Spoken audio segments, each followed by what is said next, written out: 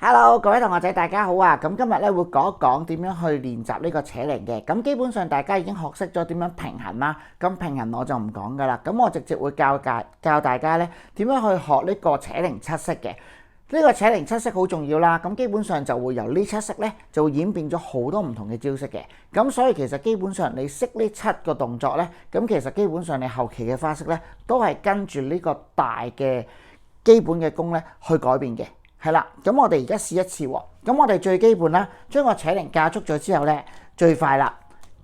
加速完咗之後，我哋就會做我哋嘅第一式，就係上棍啦。嗰陣時我哋教你哋最緊要係上棍，係啦，左手舉高插去，係啦。咁我哋如果能夠做到3秒鐘或以上咧，證明你已經係識上棍嘅啦，而成功落翻嚟啊，記得係。然後行翻去正前方。好，當我哋成功行翻去正前方之後咧，第二招就係舉高。跟住割腳，係啦，呢3招咧，大家係最初頭學嘅。咁之後我就會教大家點樣去翹圈加速，係咪？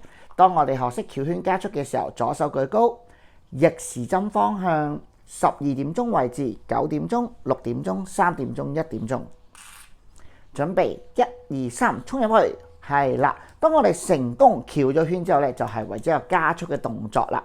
當我哋成功加速10秒之後，我哋唔好解圈喎，唔好解圈，行過去右手邊好似上棍咁，左手舉高，然後喺5點鐘呢個位置輕輕放手，咁就會成功做到一個盪千秋。好，跟住攞翻，唔好貪心，最緊要安全，唔好跌落地下。好啦，跟住第4招啦。第4招就係前一啦，行過去正右手邊嗱，記得我哋要分東南西北啊。好，行過正東方嘅時候，然後兩支棍打橫，然後前一翻轉頭，左手掉翻出嚟，成功。好，然後繼續加速，加速完畢之後解圈。好，跟住然後練一練盪千秋呢個動作。其實我哋之後就會好容易演變晒大力少少咧，再盪高少少咧，用最大力嘅動作咧，揈一揈佢嘅時候咧，有個離心力啦。咁你哋就會做成呢個大回圈嘅啦。呢個大回圈好重要嘅，因為做啲某啲嘅動作花式都要靠佢嘅。好，當我哋做咗呢個第6式之後咧，咁啊仲有最後一個動作咧，就係我哋最緊要嘅收招啦。